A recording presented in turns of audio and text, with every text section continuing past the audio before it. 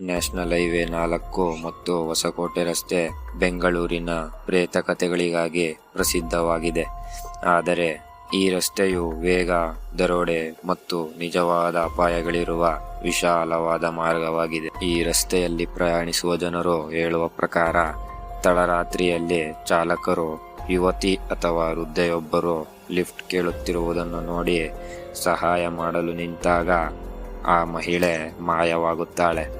ನಂತರ ವಿಕೃತವಾಗಿ ನಗುತ್ತಾ ಚಾಲಕರನ್ನು ಸಾಯಿಸಿ ಎಳೆದುಕೊಂಡು ಹೋಗುವಳು ಎಂದು ಹೇಳುತ್ತಾರೆ.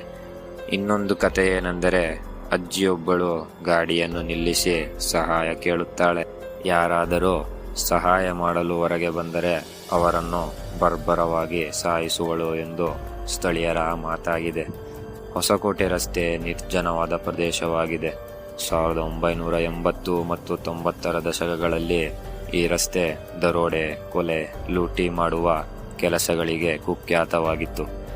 ಸಾಮಾನ್ಯ ಅಪಾಯವನ್ನು ನಿಲ್ಲಿಸಲು ಸೃಷ್ಟಿ ಮಾಡಿದ ಕಟ್ಟುಕತೆಯೋ ಇಲ್ಲ ನಿಜವಾಗಿಯೂ ಅತೃಪ್ತ ಹೆಂಗಸಿನ ಆತ್ಮವೋ? ನಿಮ್ಮ ಅಭಿಪ್ರಾಯವನ್ನು ಕಮೆಂಟ್ನಲ್ಲಿ ತಿಳಿಸಿ.